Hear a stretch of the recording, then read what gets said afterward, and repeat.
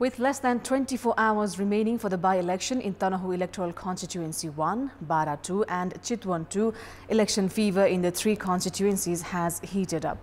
Meanwhile, the Election Commission has urged concerned bodies to make the by-election management efficient to ensure the election is held in a free, fair and impartial manner.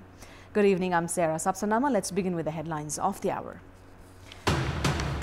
The Election Commission directs stakeholders to ensure tomorrow's by-election is fair, transparent and peaceful. Public holiday announced in all three constituencies. Scuffles reported in Biratnagar during a funeral procession. 3 police personnel injured. Police fired more than 40 tear gas to take situation under control. Thai authorities issue extreme heat warnings for dozens of provinces after the heat index in Bagnat district of Bangkok hits a record 54 degrees Celsius. And Kuwait edged past Bahrain by 2 wickets in the ACC Men's Premier Cup. Saudi Arabia thumped Qatar by 7 wickets in another match.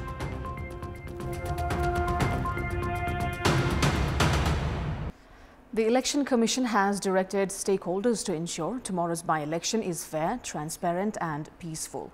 The Commission has issued a directive and called on political parties and candidates to ensure transparency and fairness. The Commission has urged voters to avoid taking their mobile phones and cameras to the voting centres and their respective election officers to facilitate the elderly, expecting mothers and voters with disabilities at the voting centres. The Commission has also issued a 10-point directive to all concerned to take immediate actions if any voters misuse the ballot papers or create any obstruction at the voting centre. The Home Ministry has announced of 3 days public holiday in all 3 election constituencies. The Ministry has also said security has been beefed up for the by-elections. A by-election security management monitoring mechanism has been set up at the Election Commission to ensure free and fair by-election slated for 3 constituencies tomorrow.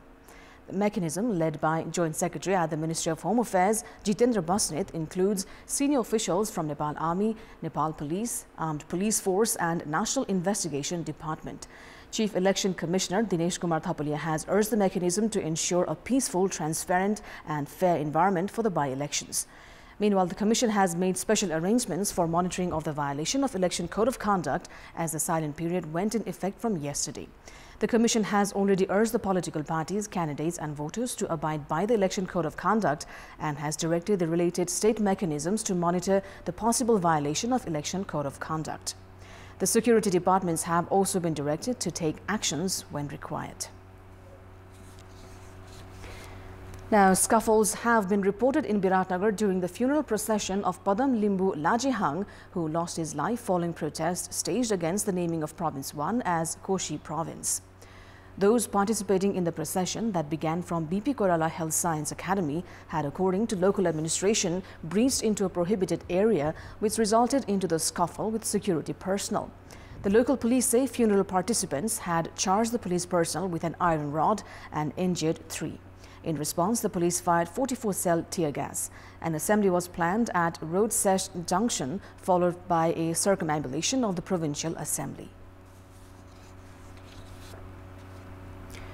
Prime Minister Pushpa Kamal Dahal has said that the private sector has a habit of evading taxes when and whenever possible. Premier Dahal made the remark at a program held in the capital, adding that the government too had a habit of intimidating the private sectors and called for changes in the way both the sides operate for the sake of the economy. The Prime Minister said today's society had forgotten the ideology, principles, politics and had heavily inclined towards materialism and consumerism.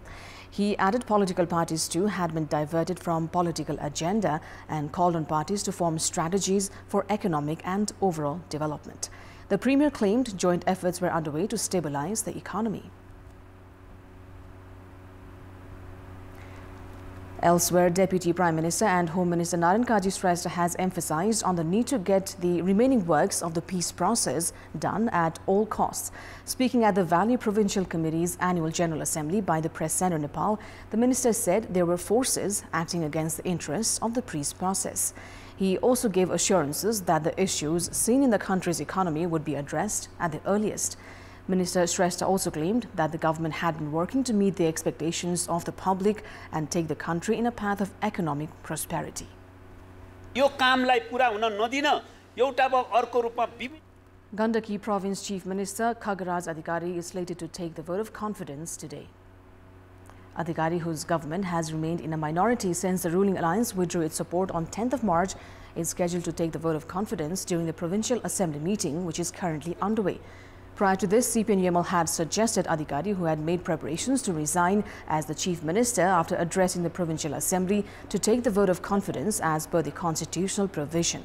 The 60-member Gandaki Provincial Assembly includes 27 members from Nepali Congress, 22 from CPN-UML, 8 from CPN Maoist Centre, along with the Speaker, 2 from Rashtriya Prajatantra Party and 1 from CPN Unified Socialist. The government has appointed 3 more members to the National Planning Commission. The newly appointed members are Ramesh Chandra Podal, R.P. Bicha and Prabhu Budathoki. Podal and Bicha have taken their oath of office, while Budathoki, who has previously served as a member of the commission, is due to take his oath. The commission has said once Budathoki takes his oath, the 3 will be assigned their responsibilities. Prior to these appointments, the commission had appointed economist Min Bahadur Shrestha as vice chair to the commission and Ramkumar Phoyar and Jaykanta Raut as members. With the latest appointments, the commission has gained a full shape. The government has said the new appointments are to support in the formation of budget for the coming fiscal year. However, the work so far have been limited to formalities. Nepalese, especially those from the Muslim community, are celebrating Eid today. According to the chairperson of Muslim Commission, Samyam Ansari, the community decided to celebrate Eid today upon the sighting of new moon from various places of the country last night. Ansari said that the moon, however, could not be seen from Kathmandu due to air pollution. The 1-month-long fasting known as Roja of the Muslim community had concluded with the sighting of new moon. During Roja, the devotees break their fast each day by offering prayers after the sun sets. The Muslim community celebrates the festival by wearing new clothes and sharing greeting with friends and family.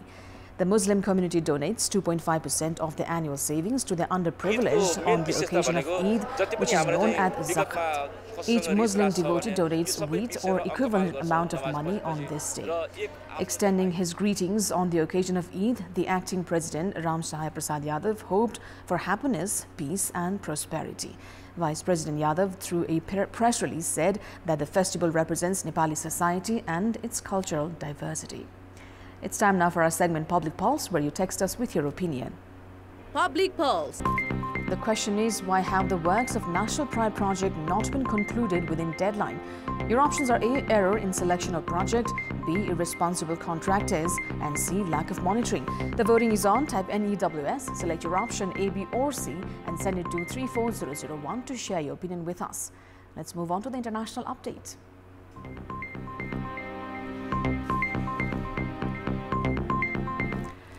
As residents find ways to cope with Thailand's extreme heat over the past few weeks, the country today recorded its highest ever heat index of 54 degrees Celsius, a measure of what the temperature feels like to the human body.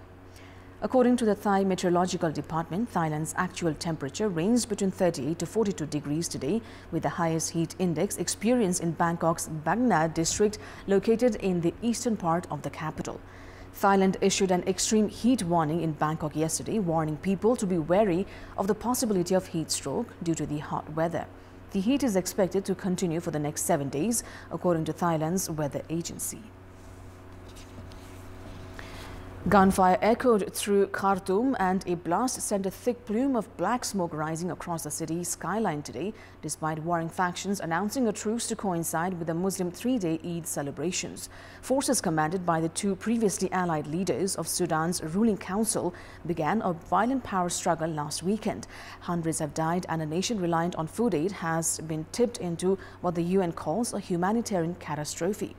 The army and its adversary, the paramilitary Rapid Support Forces, RSF, said separately they agreed to a 3-day truce to enable people to celebrate the Muslim holiday of Eid al-Fitr. On Friday, the World Health Organization reported 413 people had been killed and 3,551 injured since fighting broke out 6 days ago. The death toll includes at least 5 aid workers. The violence was triggered by disagreement over an internationally backed plan to form a new civilian government 4 years after the fall of autocrat Omar al-Bashir and 2 years after a military coup. Both sides accused the other of thwarting the transition.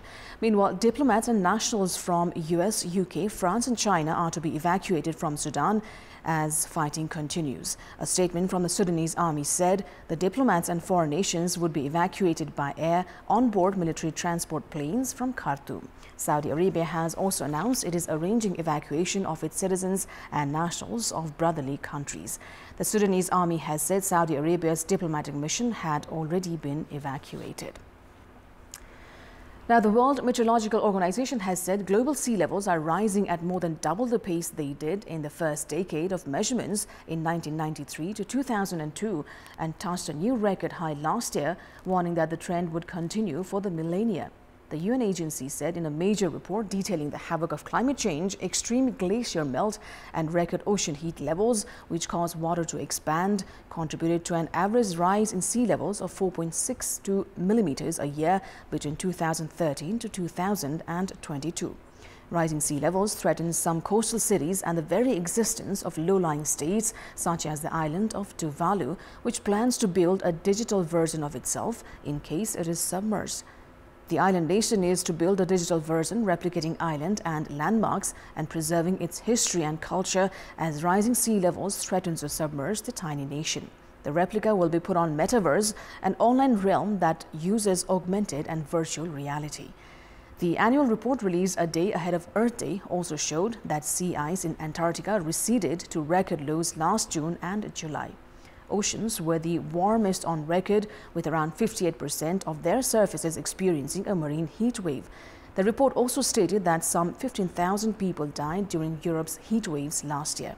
The World Meteorological Organization has said 2022 ranked as the 5th or 6th warmest year on record, with a mean global temperature 1.15 degrees Celsius above the pre-industrial average, despite the cooling impact of 3-year La Niña climatic event. Sports news. Kuwait edged past Bahrain by 2 wickets in the ACC Men's Premier Cup today.